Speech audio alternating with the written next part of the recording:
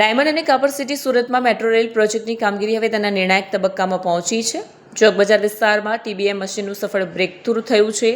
આ ટીબીએમ મશીને સુરત રેલવે સ્ટેશનથી ચોક બજાર સુધીનું આશરે 2.8 કિલોમીટર લાંબુ અંતર કાપીને પોતાનું લક્ષ્ય પૂરું કર્યું છે. ચોક બજાર વિસ્તાર ખૂબ જ ગીચ અને જૂની ઇમારતો ધરાવતો હોવાથી અહીં ટનલ બનાવવી એ એન્જિનિયરો માટે મોટો પડકાર હતો. જમીનથી લગભગ 12 મીટર નીચે આ મશીન કાર્યરત હતું. ટનલિંગ દરમિયાન જૂની ઇમારતોમાં વાઇબ્રેશનના કારણે કોઈ નુકસાન ન થાય તે માટે જીએમઆરસી દ્વારા સાવચેતીના ભાગરૂપે કેટલીક ઇમારતો ખાલી કરાવાઈ હતી અને રહેવાસીઓને હોટલમાં આશ્રય આપવામાં આવ્યો હતો.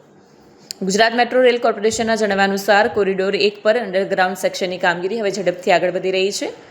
ડાઉનલાઇન બાદ હવે પેરેલલ અપલાઇન ટનલનું કામ પણ અંતિમ તબક્કામાં છે. આ બ્રેક થ્રુ સુરત મેટ્રોના ફેઝ 1 માટે ખૂબ જ મહત્વનું છે.